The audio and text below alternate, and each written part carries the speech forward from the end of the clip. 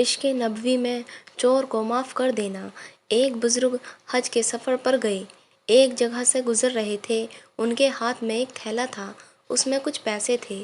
چور ان کے ہاتھ سے تھیلا چھین کر بھاگ گیا۔ کافی دور نکل کر اس کی آنکھوں کی روشنی اچانک ختم ہو گئی۔ اس چور نے رونا شروع کر دیا۔ لوگوں نے پوچھا، بھائی کیا ہوا؟ کہنے لگا، میں نے ایک آدمی کا تھیلا چھینا ہے، وہ کوئی بڑا اللہ کا قریبی بندہ لگتا ہے، میری آنکھوں کی روشنی چلی گئی، خدا کے لیے مجھے اس کے پاس پہنچاؤ تاکہ میں اس سے معافی مانگ سکوں۔ لوگوں نے پوچھا کہ یہ کہاں کا قصہ پیش آیا؟ کہنے لگا، فلاں نائی کی دکان کے قریب پیش آیا۔ لوگ اس کو اس دکان پر لے گئے اور نائی سے پوچھا کہ اس طرح کا آدمی یہاں سے گزرا ہے، آپ اسے جانتے ہو؟ اس نے کہا، مجھے اس کا گھر تو پتہ نہیں، ہاں نمازوں کے لیے وہ آتے جاتے ہیں، اگلی نماز کے لیے پھر آئیں گے۔ یہ لوگ انتظار میں بیٹھ گئے۔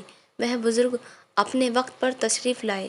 لوگ اس چور کو ان کے پاس لے گئے تو اس چور نے ان کے پاس جا کر ان کے ہاتھ پکڑ لیے، پاؤں پکڑ لیے کہ مجھ سے غلطی ہوئی، گناہ ہوا، نادم ہوں، شرمندہ ہوں، میری آنکھوں کی روشنی چھن گئی، آپ اپنے پیسے واپس لے لیجئے اور مجھے معاف کر دیجئے تاکہ اللہ تعالیٰ میری آنکھیں ٹھیک کر دیں۔ وہ بزرگ کہتے ہیں کہ میں نے تو تجھے پہلے ہی معاف کر دیا ہے۔